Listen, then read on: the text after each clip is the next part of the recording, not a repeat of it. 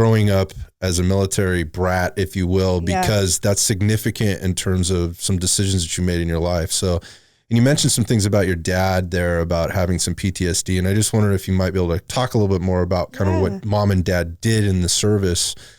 And I probably because it absolutely influenced, kind of next steps in your life. Yeah. My parents were kind of pushing the military thing on me, but I was spoiled in Hawaii and I thought we had it all together. So I was like, I don't have to worry about school. My parents are going to give me their GI Bill. I don't have to pay for college.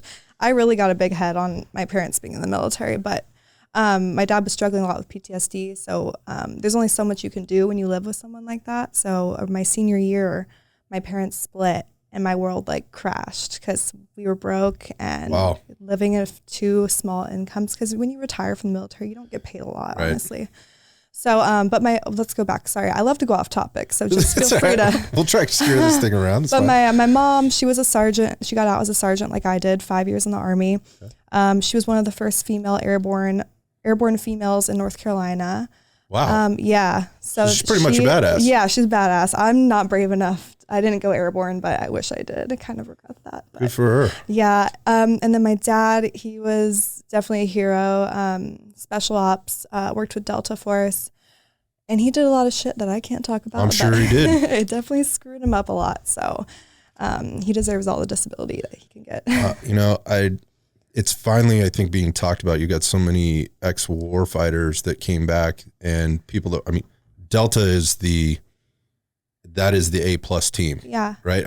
You certainly have teams within the teams, right? But when you're talking Delta, you're talking like the Navy SEALs, basically. Yeah. You're not a human, you're a weapon. 1,000%. Yeah. It's wild. I've had enough conversations with guys that came out of, I don't have a military background, but I've had enough conversations with them. And I've had conversations with some of their family members to understand how devastating those experiences, were and are, and the challenges that they have coming back being basically being programmed. And it's almost, I don't want to talk about this word, they're almost dehumanized. Yes, exactly.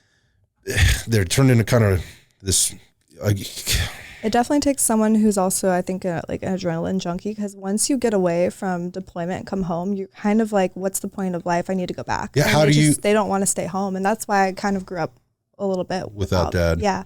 Yeah. How do you come back from being on the front lines, high speed, constantly adrenaline rush, just cortisol adrenaline. And then they're like, here's all this time off. And then you're sitting on your couch watching TV after going through all that with your boys and like all the weapons. It's like, I couldn't imagine what that was like for you.